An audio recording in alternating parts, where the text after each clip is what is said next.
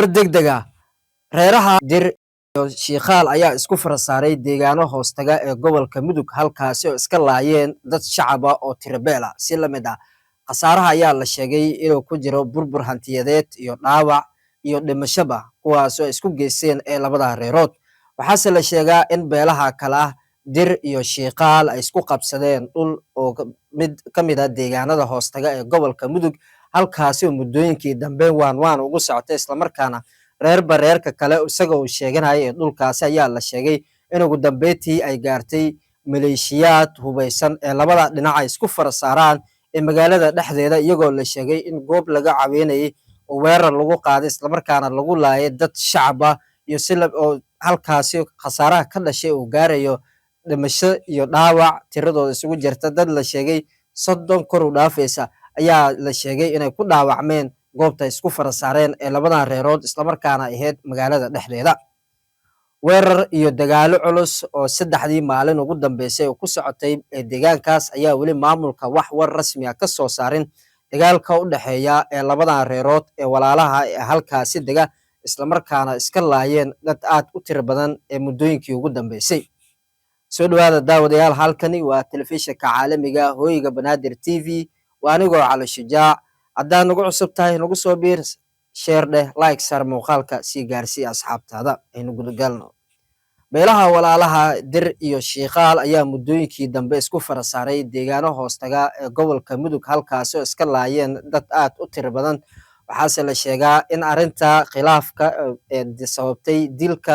ay ku saabsaneed markii horena ay ka bilowtay dhul u dhaxaysay ee labada dhinac ay isku haysteen reerba reerka kale isaga uu sheeganayay ee dhulkaas inuu isagu milkiile ahaan uu u leeyahay arrintaa ayaa la sheegay inay sababtay in markii dambe la qaato hub islamarkaana isweeraraan ee labada dhinac waxaa la sheegaa inay bilowdeen aargudsi haddii labada reerood midba midka kale laga sii dila iyagana ay bixi doonaan islamarkaana maleeshiyaad ka tirsan ee reerkaasi usoo aargudi doonaan ee reerkooda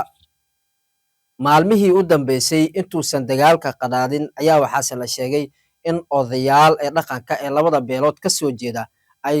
gogol isugu yimaadeen islamarkaana ka wada hadleen xaaladda ka taagan ee deegaanka iyo labada reeroodba waxaase ugu dambeyntii la sheegay in wax waanwaan rasmi ay ka gaari waayeen odayaashii islamarkaana ay sheegeen in halkaasi ugu bilowday ee dagaalkii rasmiga iyagoo ka dhexeeyey maalintaa wixii ka dambeeyey ayaa bilowday weerar culus oo u dhexeeya ee labada dhinac ilaa hadda maamulka ayaa wax war rasmi ah oo ka soo saarin dhacdadan foosha xumeed islamarkaana lagu laayay dad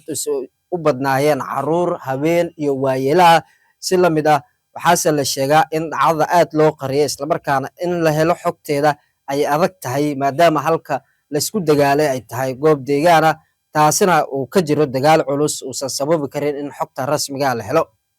deegaanka ayay kala xirteen ee labada reerood ee dir iyo si la mid ah ee shiikhaasha waxay kala xirteen ee labada dhinac iyagoo sheegay inay samaysteen xuduud gaara islamarkaana aanan la isku gudbi karin taasoo sababtay in la heli waayo xogtii rasmiga ahayd ee ka jirtay ee deegaanka si bulshada loo gaarsiiyo iyo maamulka inay wax ka qabtaan